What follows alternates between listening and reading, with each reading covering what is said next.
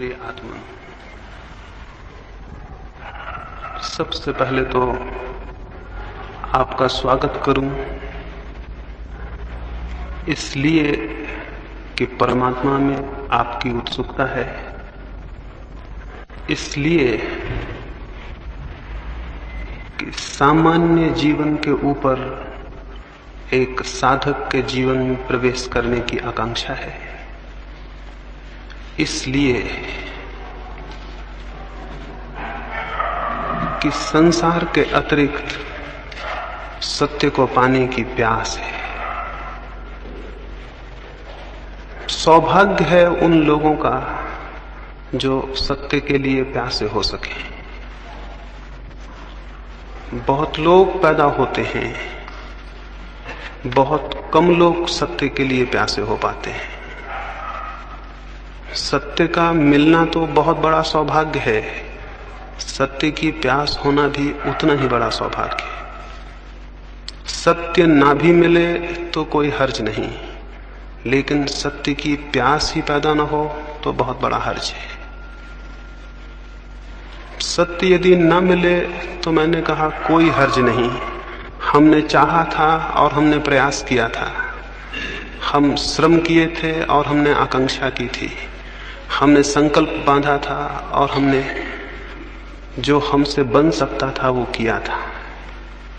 और यदि सत्य ना मिले तो कोई हर्ज नहीं, लेकिन सत्य की प्यास ही हमें पैदा ना हो तो जीवन बहुत दुर्भाग्य से भर जाता है।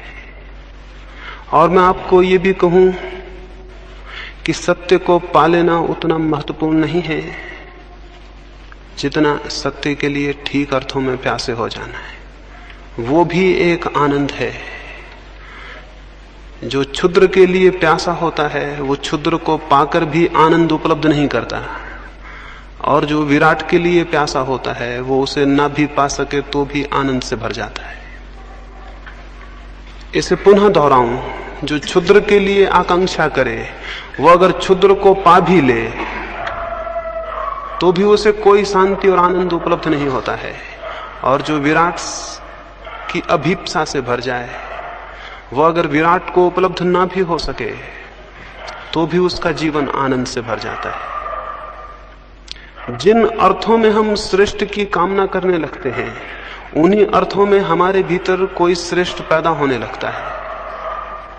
कोई परमात्मा या कोई सत्य हमारे बाहर हमें उपलब्ध नहीं होगा, उसके बीज हमारे भीतर हैं और वे विकसित होंगे, लेकिन वे तभी विकसित होंगे जब प्यास की आग और प्यास की तपिश और प्यास की गर्मी हम पैदा कर सकें।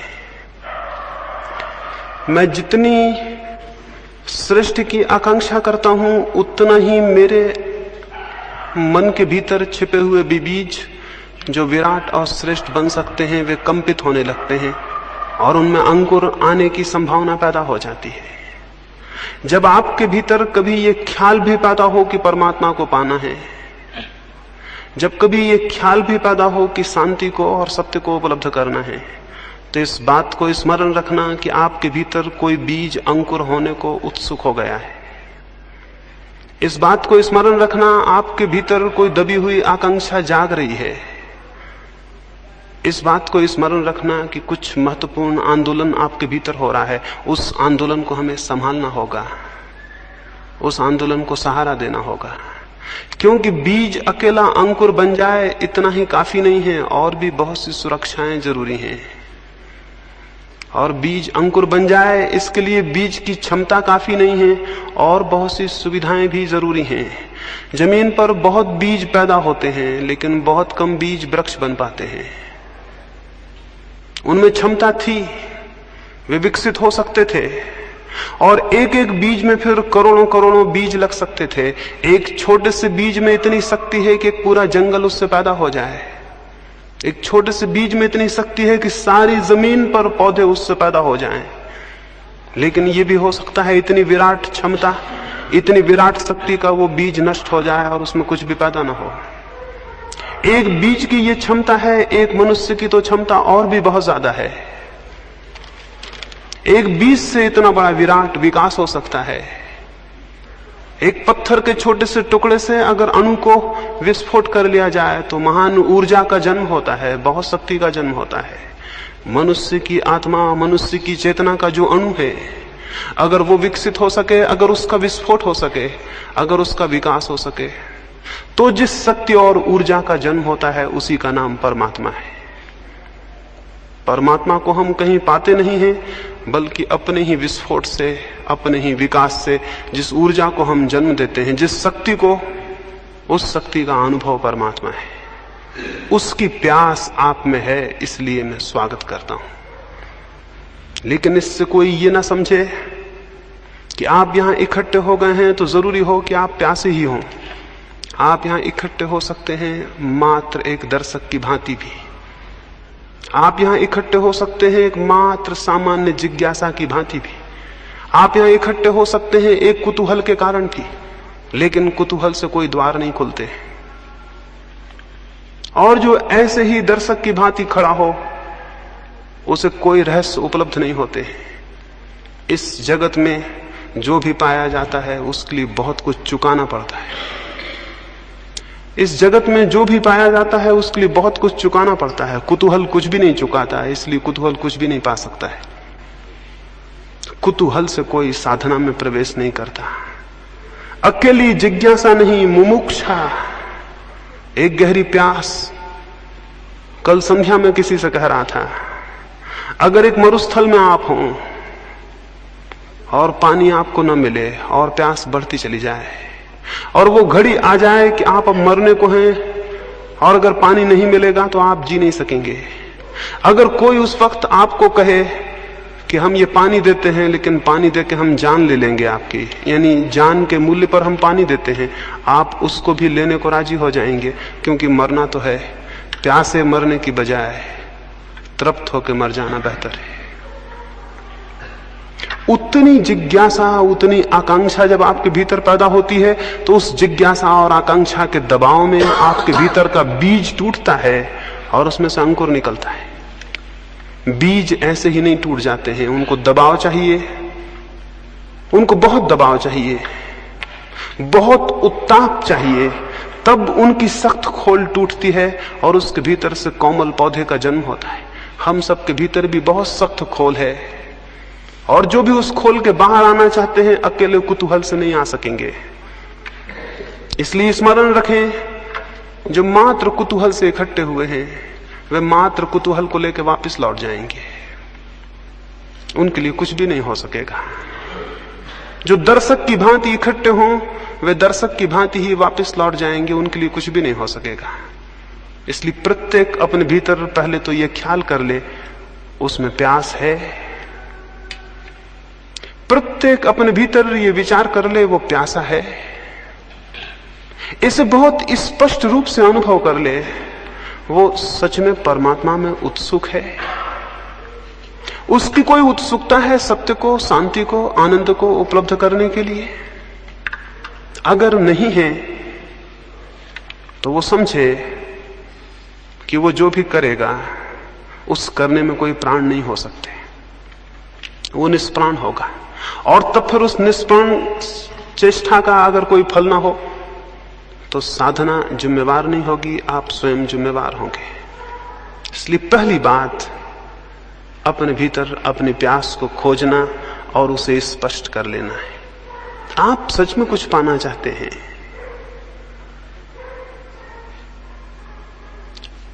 अगर पाना चाहते हैं तो पाने का रास्ता है। एक बार ऐसा हुआ, गौतम बुद्ध एक गांव में ठहरे। एक व्यक्ति ने उनको आके कहा कि आप रोज कहते हैं कि हर एक व्यक्ति मोक्ष पा सकता है, लेकिन हर एक व्यक्ति मोक्ष पा क्यों नहीं लेता है? बुद्ध ने कहा, मेरे मित्र एक काम करो, संध्या को गांव में जाना और सारे लोगों से पूछ के आना वे क्या पाना चाहते हैं।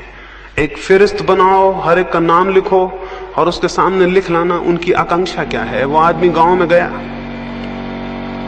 उसने जाके पूछा, उसने एक एक आदमी को पूछा। थोड़े से लोग थे उस गांव में, उन सब ने उत्तर दिए। वो सांझ को वापस लौटा, उसने बुद्ध को आके वो फेहरिस्त दी। बुद्ध ने कहा इसमें कितने लोग मोक्ष के आकांक्षी हैं। वो बहुत हैरान हुआ, उसमें एक भी आदमी ने अपनी आकांक्षा में मोक्ष नहीं लिखाया था। बुद्ध ने कहा हर एक आदमी पा सकता है ये मैं कहता हूं, लेकिन हर एक आदमी पाना चाहता है ये मैं नहीं कहता। हर एक आदमी पा सकता है ये बहुत अलग बात है, और हर एक आदमी पाना चाहता है ये बहुत अलग बात है। अगर आप पाना चाहते हैं तो ये आश्वासन माने, अगर आप सच में पाना चाहते हैं तो इस जमीन पर कोई ताकत आपको रोकने में समर्थ नहीं है, और अगर आप नहीं पाना चाहते तो इस जमीन पर कोई ताकत आपको देने में भी समर्थ नहीं है। तो सबसे पहली बात, सबसे पहला सूत्र जो स्मरण रखना है वो ये कि आपके भीतर एक वास्तविक प्यास है। अगर है तो आश्वासन माने कि रास्ता मिल जाएगा, और अगर नहीं है तो कोई रास्ता नहीं है। आपकी प्यास आपके लिए रास्ता बनेगी। दूसरी बात जो मैं प्रारंभिक रूप से यहां कहना चाहूं वो ये है, बहुत बार हम प्यासे भी होते हैं किन्हीं बातों के लिए, लेकिन हम आशा से भरे हुए नहीं होते हैं। हम प्यासे होते हैं लेकिन आशा नहीं होती। हम प्यासे होते हैं लेकिन निराश होते हैं, और जिसका पहला कदम निराशा में उठेगा उसका अंतिम कदम निराशा में समाप्त होगा। इसे भी स्मरण रखें, जिसका पहला कदम निराशा में उठेगा उसका अंतिम कदम भी निराशा में समाप्त होगा। अंतिम कदम अगर सफलता और सार्थकता में जाना है तो पहला कदम बहुत आशा में उठना चाहिए। तो इन 3 दिनों के लिए आपसे कहूंगा, यूं तो पूरे जीवन के लिए कहूंगा, एक बहुत आशा से भरा हुआ दृष्टिकोण। क्या आपको पता है बहुत कुछ इस पर निर्भर करता है आपके चित्त का? क्या आप आशा से भर के किसी काम को कर रहे हैं या निराशा से? अगर आप पहले से निराश हैं तो आप अपने ही हाथ से उस डगाल को काट रहे हैं जिस पर आप बैठे हुए हैं। तो मैं आपको ये कहूं, साधना के संबंध में बहुत आशा से भरा हुआ होना बड़ा महत्वपूर्ण है। आशा से भरे हुए होने का मतलब यह है कि अगर इस जमीन पर किसी भी मनुष्य ने सत्य को कभी पाया है, अगर इस जमीन पर मनुष्य के इतिहास में कभी भी कोई मनुष्य आनंद को और चरम शांति को उपलब्ध हुआ है, तो कोई भी कारण नहीं है कि मैं उपलब्ध क्यों नहीं हो सकूंगा। उन लाखों लोगों की तरफ मत देखें जिनका जीवन अंधकार से भरा हुआ है और जिन्हें कोई आशा और कोई किरण और कोई प्रकाश दिखाई नहीं पड़ता। उन थोड़े से लोगों को इतिहास में देखें जिन्हें सत्य उपलब्ध हुआ है। उन बीजों को मत देखें जो वृक्ष नहीं बन पाए और सड़ गए और नष्ट हो गए। उन थोड़े से बीजों को देखें जिनने विकास को उपलब्ध किया और जो परमात्मा तक पहुंचे। और स्मरण रखें कि उन बीजों को जो संभव हो सका वो प्रत्येक बीज को संभव है। एक मनुष्य को जो संभव हुआ है वो प्रत्येक दूसरे मनुष्य को संभव है। मैं आपको यह कहना चाहता हूं कि बीज रूप से आपकी शक्ति उतनी ही है जितनी बुद्ध की, महावीर की, कृष्ण की या क्राइस्ट की। परमात्मा के जगत में इस अर्थों में कोई अन्याय नहीं है कि वहां कम और ज्यादा संभावनाएं दी गई हों। संभावनाएं सबकी बराबर हैं, लेकिन वास्तविकताएं सबकी बराबर नहीं है, क्योंकि हम में से बहुत लोग अपनी संभावनाओं को वास्तविकता में परिणत करने का प्रयास ही कभी नहीं करते। तो एक आधारभूत ख्याल आशा से भरा हुआ होना है। ये विश्वास रखें कि अगर कभी भी किसी को शांति उपलब्ध हुई है, आनंद उपलब्ध हुआ है, तो मुझे भी उपलब्ध हो सकेगा। अपना अपमान न करें निराश होकर। निराशा स्वयं का सबसे बड़ा अपमान है। उसका अर्थ है कि मैं इस योग्य नहीं हूं कि मैं भी पा सकूंगा। मैं आपको कहूं, इस योग्य आप हैं, निश्चित पा सकेंगे। देखें, निराशा में भी जीवन भर चलकर देखा है, आशा में इन 3 दिन चल के देखें। इतनी आशा से भर के चलें कि होगी घटना, जरूर घटना घटेगी। क्यों? ये हो सकता है आप आशा से भरे हों, लेकिन बाहर की दुनिया में हो सकता है कोई काम आप आशा से भरे हों तो भी ना कर पाएं, लेकिन भीतर की दुनिया में आशा बहुत बड़ा रास्ता है। जब आप आशा से भरते हैं तो आपका कण कण आशा से भर जाता है, आपका रोआ रोआ आशा से भर जाता है, आपकी श्वास श्वास आशा से भर जाती है, आपके विचारों पर आशा का प्रकाश भर जाता है और आपके प्राण के स्पंदन में, आपके हृदय की धड़कन में आशा व्याप्त हो जाती है। आपका पूरा व्यक्तित्व जब आशा से भर जाता है तो भूमिका बनती है कि आप कुछ कर सकेंगे। और निराशा का भी व्यक्तित्व होता है, कण कण रो रहा है, उदास है, थका है, डूबा हुआ है, कोई प्राण नहीं है, सब जिससे कि आदमी जिंदा नाम मात्र को हो और मरा हुआ है। ऐसा आदमी किसी प्रयास पर निकलेगा, किसी अभियान पर, तो क्या पा सकेगा? और आत्मिक जीवन का अभियान सबसे बड़ा अभियान है। इससे बड़ी कोई चोटी नहीं है जिसको कोई मनुष्य कभी चढ़ा हो, इससे बड़ी कोई गहराई नहीं है समुद्रों की जिसमें मनुष्य ने कभी डुबकी लगाई हो। स्वयं की गहराई सबसे बड़ी गहराई है और स्वयं की ऊंचाई सबसे बड़ी ऊंचाई है। इस अभियान पर जो निकला हो उसे बड़ी आशाओं से भरा हुआ होना चाहिए। तो मैं आपको कहूंगा 3 दिन आशा की एक भाव स्थिति को कायम रखें। आज रात ही जब सोएं तो बहुत आशा से भरे हुए सोएं और ये विश्वास लेकर सोएं कि कल सुबह जब आप उठेंगे तो कुछ होगा, कुछ हो सकेगा, कुछ किया जा सकेगा।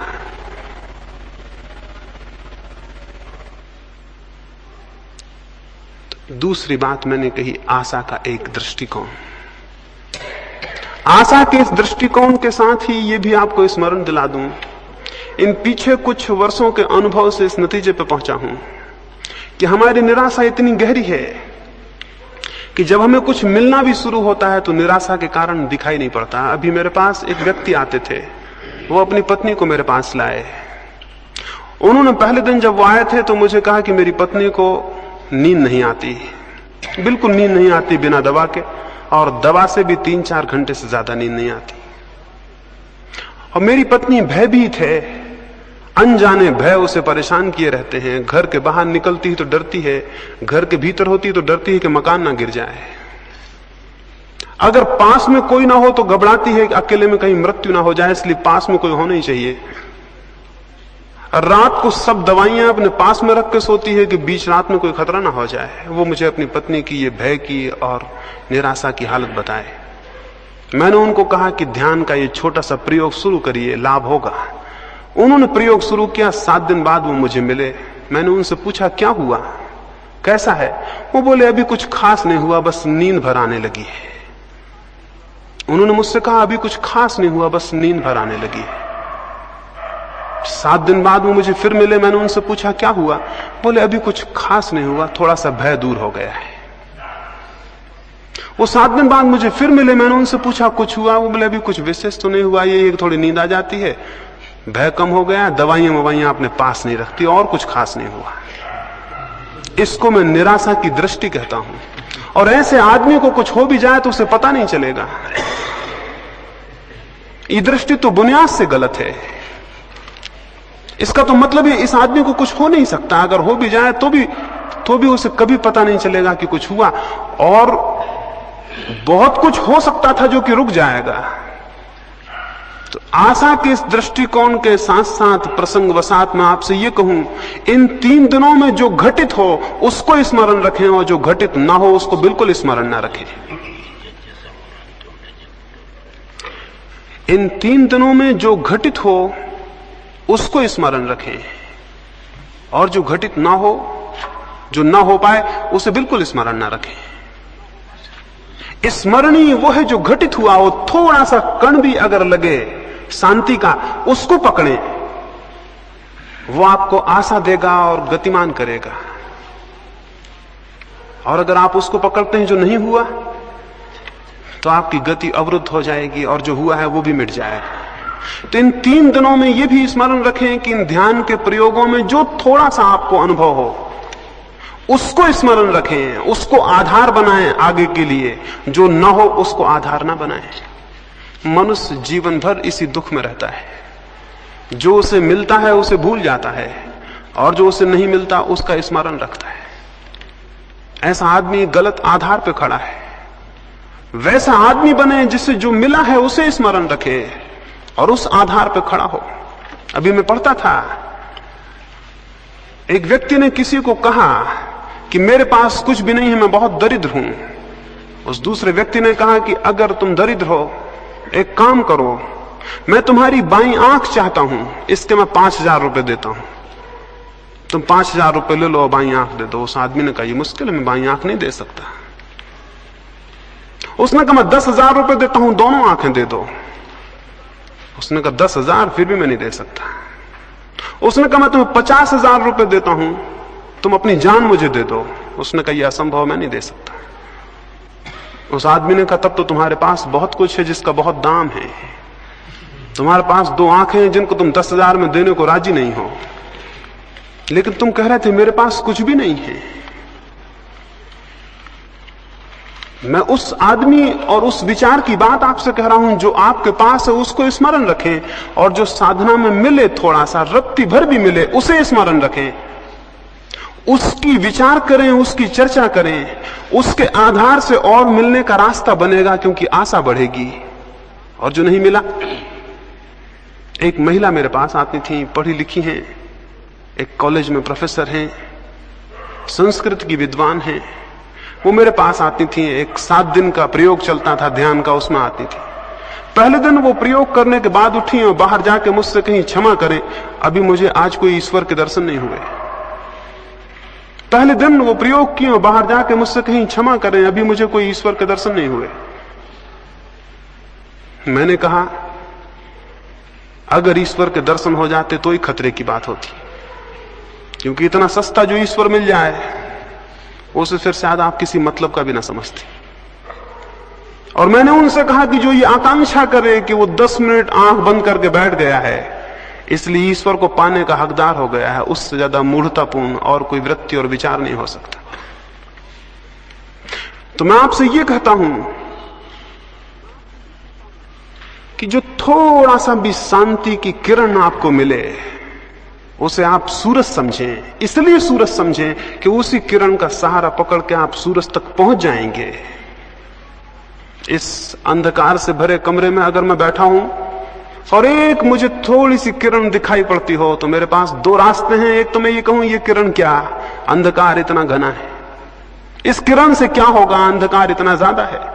एक रास्ता ये भी है कि मैं ये कहूं कि अंधकार कितना ही हो लेकिन एक किरण मुझे उपलब्ध है, और अगर मैं इसकी दिशा में इसका अनुगमन करूं तो मैं वहां तक पहुंच जाऊंगा जहां से किरण पैदा हुई और जहां सूरज होगा। तो मैं आपको अंधकार ज्यादा हो तो भी उसे विचार करने को नहीं कहता, किरण छोटी हो तो भी उस पर ही विचार को खड़ा करने को कहता हूं। इससे आशा की दृष्टि खड़ी होगी, अन्यथा हमारे जीवन बड़े उल्टे हैं। अगर मैं आपको एक गुलाब के फूल के पौधे के पास ले जाऊं और आपको पौधा दिखाऊं तो शायद आप मुझसे कहें कि इसमें क्या है, भगवान कैसा अन्यायी है, 2-4 तो फूल हैं, हजारों कांटे हैं। एक दृष्टि ये भी है कि गुलाब के पास जाके हम ये कहें कि भगवान कैसा अन्यायी है, हजारों कांटे हैं, कहीं एक आध फूल है। इसको कहने का एक ढंग और भी हो सकता है, एक दृष्टि और भी हो सकती है, एक और अप्रोच हो सकती है कि कोई आदमी उसी पौधे के पास जाके ये कहे कि भगवान कैसा अद्भुत है कि जहां लाखों कांटे हैं उनमें भी एक फूल खिल जाता है। कोई इसे यूं भी देख सकता है कि कहे कि जहां लाखों कांटे हैं उनमें भी एक फूल खिल जाता है, दुनिया अद्भुत है। कांटों के बीच भी फूल के खिलने की संभावना कितनी आश्चर्यजनक है। तो मैं आपको दूसरी दृष्टि रखने को कहूंगा इन 3 दिनों में। छोटी सी भी आशा की जो भी झलक आपको मिले साधना में, उसको आधार बनाएं, उसको संबल बनाएं। तीसरी बात,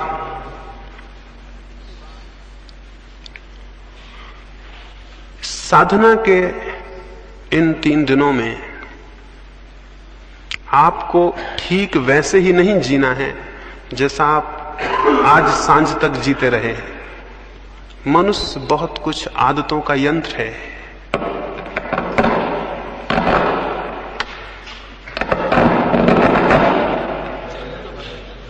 तो ठीक चल रहा है, कुछ नहीं करो।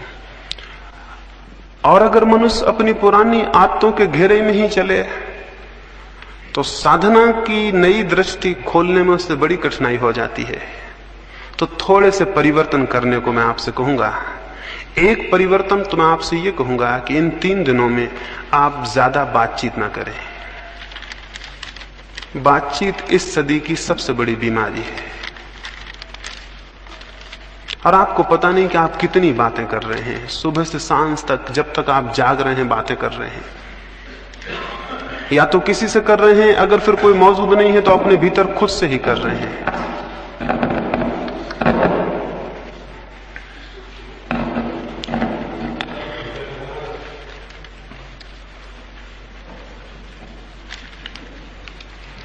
इन 3 दिनों में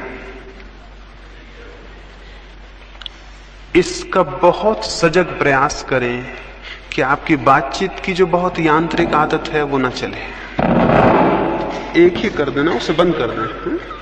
एक ही कर देना। आदत है हमारी, ये साधक के जीवन में बहुत संघातक है।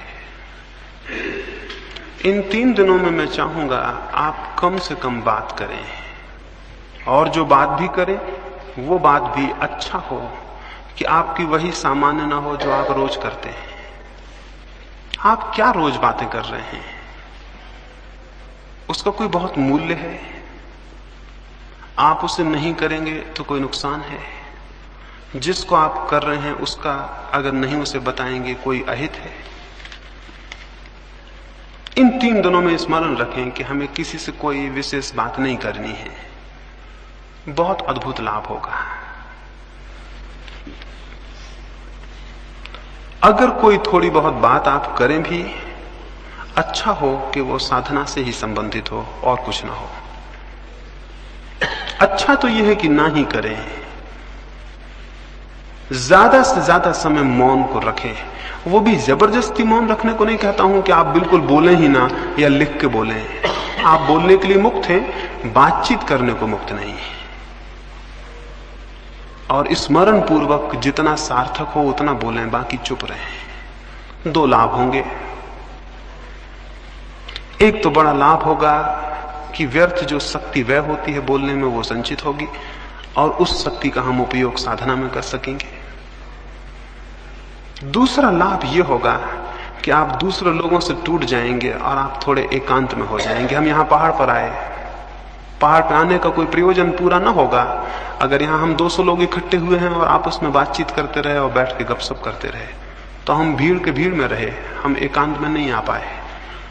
एकांत पे आने के लिए पहाड़ पे जाना ही जरूरी नहीं है, ये भी जरूरी है कि आप दूसरे लोगों से अपना संबंध थोड़ा शिथिल कर लें और अकेले हो जाएं। बहुत नाम मात्र को संबंध रखें। समझें कि आप अकेले हैं इस पहाड़ पर और दूसरा कोई नहीं है, और आपको इस तरह जीना है जैसे आप अकेले आए होते, अकेले रहते, अकेले घूमने जाते, अकेले किसी दरख्त के नीचे बैठते। वैसे झुंड में आप ना जाएं, 4-6 मित्र बन के ना जाएं, अलग अलग एक एक। इन 3 दिनों में हम इस तरह जिए। ये मैं आपको कहूं कि भीड़ में जीवन का कोई श्रेष्ठ सत्य न कभी पैदा होता है और न कभी अनुभव होता है। भीड़ में कोई महत्वपूर्ण बात कभी नहीं हुई। जो भी सत्य के अनुभव हुए हैं वे अत्यंत एकांत में और अकेलेपन में हुए हैं। जब हम किसी मनुष्य से नहीं बोलते और जब हम सारी बातचीत बाहर और भीतर बंद कर देते हैं, तो प्रकृति किसी बहुत रहस्यमय ढंग से हमसे बोलना शुरू कर देती है। वो शायद हमसे निरंतर बोल रही है, लेकिन हम अपनी बातचीत में इतने व्यस्त हैं कि वो धीमी सी आवाज हमें सुनाई नहीं पड़ती। हमें अपनी सारी आवाज बंद कर देनी होगी ताकि हम उस अंतश्चेतन की आवाज को सुन सकें जो प्रत्येक के भीतर चल रही है। तो इन 3 दिनों में बिल्कुल बातचीत को छीन कर दें। स्मरण पूर्वक अगर आदतवश बातचीत शुरू हो जाए और ख्याल आ जाए तो बीच में वहीं तोड़ दें और क्षमा मांग लें कि भूल हो गई। अकेले में जाएं। यहां जो हम प्रयोग करेंगे वे तो करेंगे ही, लेकिन आप अकेले में प्रयोग करें। कहीं भी चले जाएं, किसी दरख्त के नीचे बैठे। हम ये भी भूल गए हैं कि हमारा प्रकृति से कोई संबंध है और कोई नाता है, और हमको ये भी पता नहीं है कि प्रकृति के सानिध्य में व्यक्ति जितनी शीघ्रता से परमात्मा की निकटता में पहुंचता है उतना और कहीं नहीं पहुंचता। तो इस अद्भुत 3 दिन के मौके का अवसर का लाभ उठाएं, अकेले में चले जाएं और व्यर्थ की बातचीत ना करें। वो 3 दिन के बाद फिर करने को आप काफी समय रहेगा, उसे बाद में कर ले सकते हैं। इस तीसरी बात को स्मरण रखें कि अधिकतर 3 दिन मौन में, एकांत में और अकेले में बिताने हैं। सब साथ हों तो भी अकेले में ही हम बिता रहे हैं। साधना का जीवन अकेले का जीवन है। हम यहां इतने लोग हैं, हम ध्यान करने बैठेंगे तो लगेगा समूह में ध्यान कर रहे हैं, लेकिन सब ध्यान वैयक्तिक है, समूह का कोई ध्यान नहीं होता। बैठे जरूर हम यहां इतने लोग हैं, लेकिन हर एक भीतर जब अपने जाएगा तो अकेला रह जाएगा। जब वो आंख बंद करेगा अकेला हो जाएगा, और जब शांति में प्रवेश करेगा उसके साथ कोई भी नहीं होगा। हम यहां 200 लोग होंगे, लेकिन हर एक आदमी केवल अपने साथ होगा, बाकी 199 के साथ नहीं होगा। सामूहिक कोई ध्यान नहीं होता, न कोई प्रार्थना होती है। सब ध्यान, सब प्रार्थनाएं वैयक्तिक होती हैं, अकेली होती हैं। यहां भी हम अकेले रहेंगे, बाहर भी हम अकेले रहेंगे, और अधिकतर मौन में समय को व्यतीत करेंगे, नहीं बोलेंगे। इतना ही काफी नहीं है कि नहीं बोलेंगे, अंतस में भी स्मरण रखेंगे कि व्यर्थ की जो निरंतर बकवास चल रही है भीतर आपके, आप खुद ही बोल रहे हैं, खुद ही उत्तर दे रहे हैं, उसे भी शिथिल रखेंगे, उसे भी छोड़ेंगे। अगर भीतर वो शिथिल ना होती हो, बहुत स्पष्ट भीतर आदेश दें कि बकवास बंद कर दो, बकवास मुझे पसंद नहीं है, अपने भीतर स्वयं से कहें।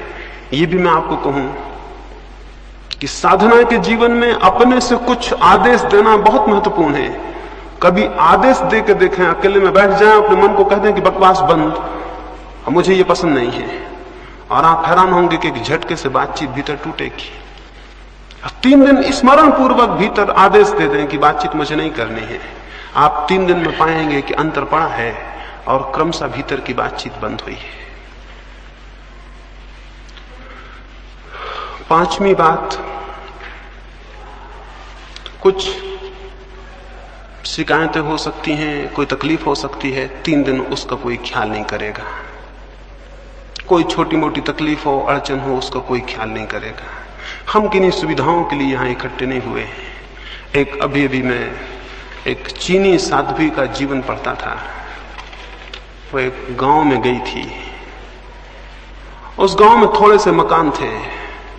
उसने उन मकानों के सामने जाके, सांझ हो रही थी, रात पड़ने को थी, वो अकेली साध्वी थी। उसने लोगों से कहा कि मुझे घर में ठहर जाने दें। अपरिचित स्त्री, फिर उस गांव में जो लोग रहते थे वो उनके धर्म के मानने वाली नहीं थी। लोगों ने अपने दरवाजे बंद कर लिए। दूसरा गांव बहुत दूर था, और रात और अकेली उसे उस रात खेत में जाके सोना पड़ा। वो एक चेरी के दरख्त के नीचे जाके चुपचाप सो गई। रात 2 बजे उसकी नींद खुली। सर्दी थी और सर्दी की वजह से उसकी नींद खुल गई। उसने देखा फूल सब खिल गए हैं और दरख्त पूरा फूलों से लदा है, और चांद ऊपर आ गया है, और बहुत अद्भुत चांदनी है। और उसने उस आनंद के क्षण को अनुभव किया। सुबह वो उस गांव में गई और उनको धन्यवाद दिया जिन्होंने रात्रि द्वार बंद कर लिए थे। और उन्होंने पूछा, काहे का धन्यवाद? उसने कहा, तुमने अपने प्रेमवश, तुमने मुझ पे करुणा और दया करके रात अपने द्वार बंद कर लिए, उसका धन्यवाद। मैं एक बहुत अद्भुत क्षण को उपलब्ध कर सकी।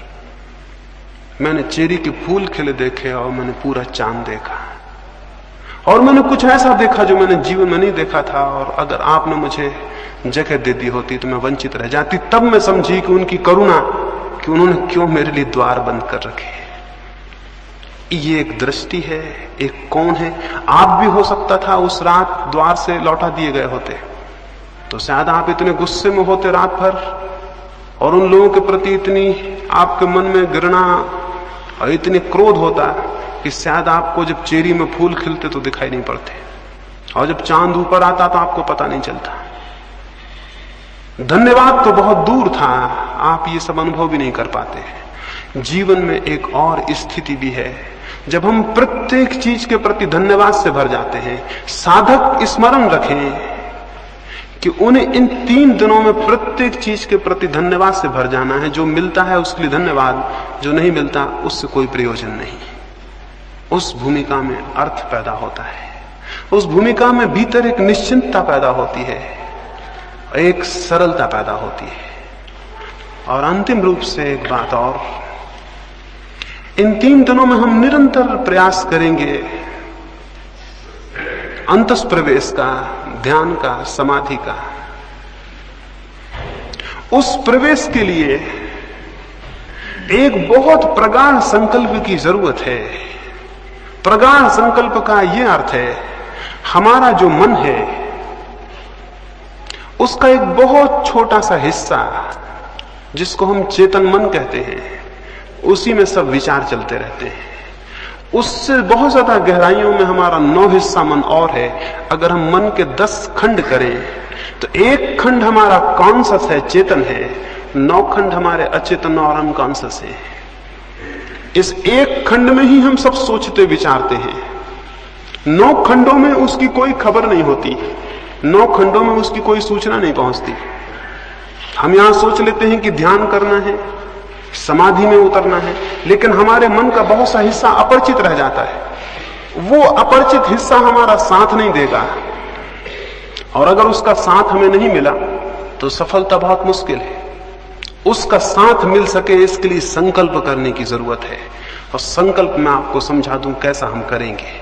अभी यहां संकल्प करके उठेंगे, और फिर जब रात्रि में आप अपने बिस्तरों पे जाएं तो 5 मिनट के लिए उस संकल्प को पुनः दोहराएं, और उस संकल्प को दोहराते दोहराते ही नींद में सो जाएं। संकल्प को पैदा करने का जो प्रयोग है वो मैं आपको समझा दूं, उसे हम यहां भी करेंगे और रोज नियमित करेंगे। संकल्प से मैंने आपको समझाया है कि आपका पूरा मन, चेतन और अचेतन, इकट्ठे रूप से ये भाव कर ले कि मुझे शांत होना है, मुझे ध्यान को उपलब्ध होना है। जिस रात्रि गौतम बुद्ध को समाधि उपलब्ध हुई, उस रात वे अपने बोधि वृक्ष के नीचे बैठे और उन्होंने कहा, अब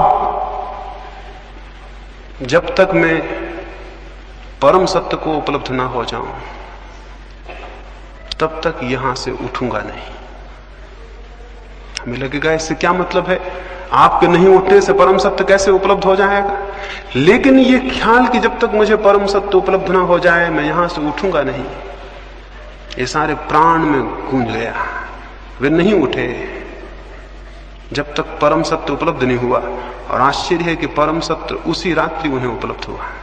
वे 6 वर्ष से चेष्टा कर रहे थे, लेकिन इतना प्रगाढ़ संकल्प किसी दिन नहीं हुआ था। संकल्प की प्रगाढ़ता कैसे पैदा हो, वो मैं छोटा सा प्रयोग आपको कहता हूं, वो हम अभी यहां करेंगे, और फिर उसे हम रात्रि में नियमित करके उसे सोएंगे। अगर आप अपनी सारी श्वास को बाहर फेंक दें और फिर श्वास को अंदर ले जाने से रुक जाएं, क्या होगा? अगर मैं अपनी सारी श्वास बाहर फेंक दूं और फिर नाक को बंद कर लूं और श्वास को भीतर न जाने दूं तो क्या होगा? क्या थोड़ी देर में मेरे सारा प्राण उस श्वास को लेने को तड़फने नहीं लगेगा? क्या मेरा रोआ रोआ और मेरे शरीर के जो लाखों कोष्ठ हैं वो मांग नहीं करने लगेंगे कि हवा चाहिए, हवा चाहिए? जितनी देर में रोकूंगा उतना ही मेरे गहरे अचेतन का हिस्सा पुकारने लगेगा, हवा चाहिए। जितनी देर में रोके रहूंगा उतनी ही मेरे प्राण के नीचे के हिस्से भी चिल्लाने लगेंगे, हवा चाहिए। अगर मैं आखिरी क्षण तक रोके रहूं तो मेरा पूरा प्राण मांग करने लगेगा, हवा चाहिए। क्योंकि ये सवाल आसान नहीं है कि ऊपर का हिस्सा ही कहे। अब ये जीवन और मृत्यु का सवाल है तो नीचे के हिस्से भी पुकारेंगे कि हवा चाहिए। इस क्षण की स्थिति में जबकि पूरे प्राण हवा को मांगते हो, तब आप अपने मन में यह संकल्प सतत दोहराएं कि मैं ध्यान में प्रवेश करके रहूंगा। उन क्षणों में जब आपके पूरे प्राण श्वास मांगते हो, तब आप अपने मन में यह भाव दोहराते रहें कि मैं ध्यान में प्रवेश करके रहूंगा। यह मेरा संकल्प है कि मैं ध्यान में प्रवेश करके रहूंगा। उस वक्त आपका मन यह दोहराता रहे। उस वक्त आपके प्राण श्वास मांग रहे होंगे और आपका मन ये दोहराएगा। जितनी गहराई तक प्राण कंपित होंगे उतनी गहराई तक आपका ये संकल्प प्रविष्ट हो जाएगा। और अगर आपने पूरे प्राण कंपित हालत में इस वाक्य को दोहराया तो ये संकल्प प्रगाढ़ हो जाएगा। प्रगाढ़ का मतलब यह है कि वो आपके अचेतन अनकॉन्शियस माइंड तक प्रविष्ट हो जाए। इसे हम रोज ध्यान के पहले भी करेंगे, रात्रि में सोते समय भी आप इसे करके सोएंगे। इसे करेंगे फिर सो जाएंगे। जब आप सोने लगेंगे तब भी आपके मन में ये सतत ध्वनि बनी रहे कि मैं ध्यान में प्रविष्ट होकर रहूंगा, ये मेरा संकल्प है कि मुझे ध्यान में प्रवेश करना है। ये वचन आपके मन में गूंजता रहे और गूंजता रहे, और आप कब सो जाएं आपको पता ना पड़े। सोते समय चेतन मन तो बेहोश हो जाता है और अचेतन मन के द्वार खुलते हैं। अगर उस वक्त आपके मन में ये बात गूंजती रही तो ये अचेतन परतों में प्रविष्ट हो जाएगी और आप इसका परिणाम देखेंगे। इन 3 दिनों में ही परिणाम देखेंगे। संकल्प को प्रगाढ़ करने का उपाय आप समझे। उपाय है सबसे पहले धीमे धीमे पूरी सांस भर लेना, पूरे प्राणों में, पूरे फेफड़ों में सांस भर जाए जितनी भर सके। जब सांस पूरी भर जाए तब भी मन में यह भाव गूंजता रहे कि मैं संकल्प करता हूं कि ध्यान में प्रविष्ट होकर रहूंगा। ये वाक्य गूंजता ही रहे। फिर श्वास बाहर फेंकी जाए तब भी ये वाक्य गूंजता रहे कि मैं संकल्प करता हूं कि मैं ध्यान में प्रवेश करके रहूंगा। ये वाक्य दोहरता रहे। फिर सांस फेंकते जाएं बाहर। एक घड़ी आएगी आपको लगेगा आप श्वास भीतर बिल्कुल नहीं है, तब भी थोड़ी है, उसे भी फेंकें और वाक्य को दोहराते रहें। आपको लगेगा आप बिल्कुल नहीं है, तब भी है, आप उसे भी फेंकें। आप घबराएं ना, आप पूरी सांस कभी नहीं फेंक सकते हैं। यानी इसमें घबराने का कोई कारण नहीं, आप पूरी सांस कभी फेंक ही नहीं सकते हैं। इसलिए जितना आपको लगे कि आप बिल्कुल नहीं, उस वक्त भी थोड़ी है, उसको भी फेंकें। जब तक आपको बने उसे फेंकते जाएं और मन में यह गूंजता रहे कि मैं संकल्प करता हूं कि मैं ध्यान में प्रवेश करके रहूंगा। ये अद्भुत प्रक्रिया है। इसके माध्यम से आपके अचेतन परतों में विचार प्रविष्ट होगा, संकल्प प्रविष्ट होगा और उसके परिणाम आप कल सुबह से ही देखेंगे। तो एक तो संकल्प को प्रगाढ़ करना है, उसको अभी हम जब अलग होंगे यहां से तो उस प्रयोग को करेंगे। उसको 5 बार करना है, यानी 5 बार श्वास को फेंकना और रोकना है और 5 बार निरंतर उस भाव को अपने भीतर दोहराना है। जिनको कोई हृदय की बीमारी हो या कोई तकलीफ हो वो उसे बहुत ज्यादा तेजी से नहीं करेंगे, उसे बहुत आहिस्ता करेंगे, जितना उनको सरल मालूम पड़े और तकलीफ न मालूम पड़े। ये जो संकल्प की बात है, इसको मैंने कहा कि रोज रात्रि को इन 3 दिनों में सोते समय करके सोना है। सोते वक्त जब बिस्तर पर आप लेट जाएं, इसी भाव को करते करते क्रमशः नींद में विलीन हो जाना है। ये संकल्प की स्थिति अगर हमने ठीक से पकड़ी और अपने प्राणों में उस आवाज को पहुंचाया तो परिणाम होना बहुत सरल है और बहुत बहुत आसान है। ये थोड़ी सी बातें आपको आज कहनी थी। इनमें जो प्रासंगिक जरूरतें हैं वो मैं समझता हूं आप समझ गए होंगे। जैसा मैंने कहा कि बातचीत नहीं करनी है, स्वाभाविक है कि आपको अखबार, रेडियो इनका उपयोग नहीं करना है, क्योंकि वो भी बातचीत है। मैंने आपसे कहा मौन में और एकांत में होना है। इसका स्वाभाविक मतलब हुआ कि जहां तक बने साथियों से दूर रहना है। जितनी देर हम यहां मिलेंगे वो अलग, भोजन के लिए जाएंगे वो अलग, वहां भी आप बड़े मौन से और बड़ी शांति से भोजन करें। वहां भी सन्नाटा हो जिससे पता ना चले कि आप वहां हैं। यहां भी आए तो सन्नाटे में और शांति में आए। देखें 3 दिन शांत रहने का प्रयोग क्या परिणाम लाता है। रास्ते पे चलें तो बिल्कुल शांत, उठें बैठें तो बिल्कुल शांत, और अधिकतर एकांत में चले जाएं। सुंदर कोई जगह चुने, वहां चुपचाप बैठ जाएं। अगर कोई साथ है तो वो भी चुपचाप बैठे, बातचीत ना करें, अन्यथा पहाड़ियां व्यर्थ हो जाती हैं, सौंदर्य व्यर्थ हो जाता है। जो सामने है वो दिखाई नहीं पड़ता, आप बातचीत में सब समाप्त कर देते हैं। अकेले में जाएं और इसी भांति ये जो थोड़ी सी बातें मैंने कही आपके लिए, जो जरूरी हो हर एक के लिए, अगर आपके भीतर प्यास नहीं मालूम होती बिल्कुल, तो उस प्यास को कैसे पैदा किया जाए उसके संबंध में कल मुझसे प्रश्न पूछ लें। अगर आपको ऐसा नहीं लगता कि मुझे कोई आशा नहीं मालूम होती, तो आशा कैसे पैदा हो उसके संबंध में कल सुबह मुझसे प्रश्न पूछ लें। अगर आपको लगता है कि मुझे कोई संकल्प करने में कठिनाई है या नहीं बन पाता या नहीं होता, सारी कठिनाइयां मुझसे सुबह पूछ लें। कल सुबह ही 3 दिन के लिए जो भी कठिनाइयां आ सकती हैं वो आप मुझसे पूछ लें, ताकि 3 दिन में कोई भी समय व्यय ना हो। अगर प्रत्येक व्यक्ति की कोई अपनी वैयक्तिक तकलीफ और दुख और पीड़ा है जिससे वो मुक्त होना चाहता है, या जिसकी वजह से वो ध्यान में नहीं जा सकता, या जिसकी वजह से वो ध्यान में प्रवेश करना उसे मुश्किल होता, समझ लें, अगर आपको कोई एक विशेष चिंता है जो आपको प्रवेश नहीं होने देती शांति में, तो आप उसके लिए अलग से पूछ लें। अगर आपको कोई ऐसी पीड़ा है जो आपको नहीं प्रवेश होने देती, उसके लिए आप अलग से पूछ लें। वो सबके लिए नहीं होगी सामूहिक, वो आपकी वैयक्तिक होगी, उसके लिए आप अलग प्रयोग करेंगे। और जो भी तकलीफ हो वो स्पष्ट सुबह रख दें, ताकि हम 3 दिन के लिए व्यवस्थित हो जाएं। ये थोड़ी सी बातें मुझे आपसे कहनी थी, आपकी एक भाव दृष्टि बने, और फिर जो हमें करना है वो हम कल से शुरू करेंगे और कल से समझेंगे। अभी हम थोड़े थोड़े सब फासले पे बैठ जाएंगे, हाल तो बड़ा है, सब फासले पे बैठ जाएंगे ताकि हम संकल्प का प्रयोग करें और फिर हम यहां से विदा हों।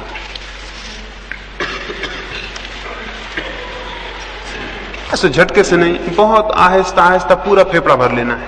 जब आप फेफड़ों को भरेंगे तब आप स्वयं अपने मन में दोहराते रहेंगे कि मैं संकल्प करता हूं कि मैं ध्यान में प्रवेश करके रहूंगा।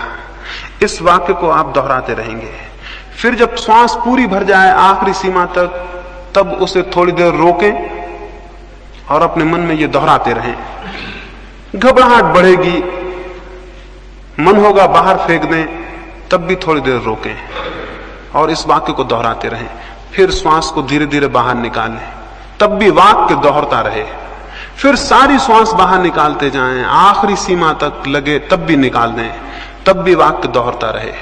फिर अंदर जब खाली हो जाए उस खालीपन को रोकें, श्वास को अंदर न लें, फिर दोहरता रहे वाक्य अंतिम समय तक। फिर धीरे धीरे श्वास को अंदर लें। ऐसा 5 बार। एक बार का मतलब हुआ एक दफा अंदर लेना और बाहर छोड़ना, एक बार। इस तरह 5 बार क्रमशः धीरे धीरे सब करें। जब 5 बार कर चुके हैं तब बहुत आहिस्ता से रीढ़ को सीधा रख के ही फिर धीमे धीमे श्वास लेते रहें और 5 मिनट विश्राम से बैठे रहें। ऐसा कोई 10 मिनट हम यहाँ प्रयोग करें। फिर चुपचाप सारे लोग चले जाएंगे, बातचीत का स्मरण रखेंगे, अभी से उसको शुरू कर देना है। शिविर शुरू हो गया इस अर्थों में। सोते समय फिर इस प्रयोग को 5-7 दफा करें, जितनी देर आपको अच्छा लगे। फिर सो जाएं। सोते समय सोचते हुए सोएं उसी भाव को कि मैं शांत होकर रहूंगा, ये मेरा संकल्प है, और नींद आपको पकड़ ले और आप उसको सोचते रहें। लाइट बुझा दें।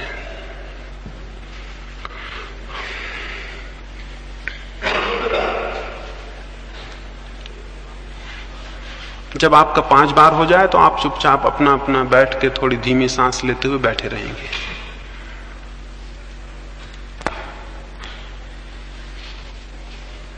रीढ़ सीधी कर लें, सारे शरीर को आराम से छोड़ दें। रीढ़ सीधी हो और शरीर आराम से छोड़ दें। आंख बंद कर लें, बहुत शांति से श्वास को अंदर लें, और जैसा मैंने कहा वैसा प्रयोग 5 बार करें।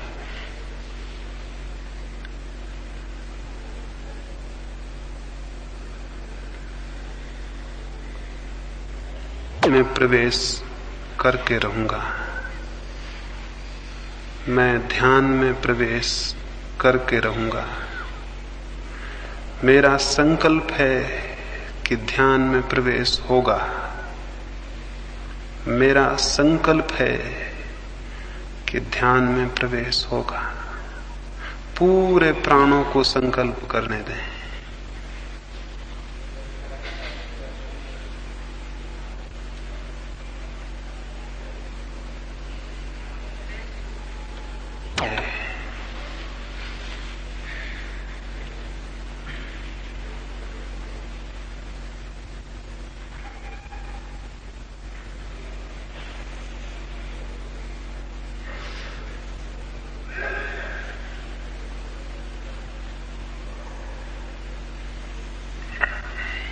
कि ध्यान में प्रवेश होगा। पूरे प्राण में ये बात गूंज जाए ये अंतश्चेतन तक उतर जाए।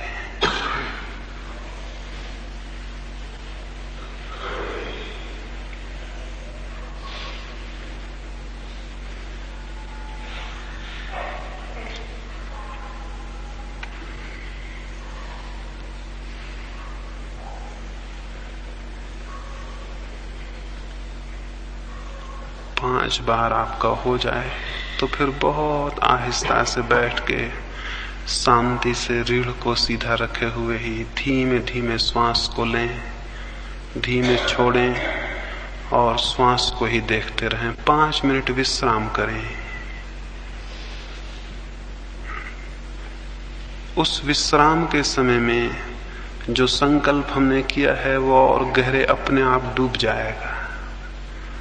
5 बार संकल्प कर लें, फिर चुपचाप बैठ के श्वास को देखते रहें 5 मिनट तक और बहुत धीमी श्वास लें। फिर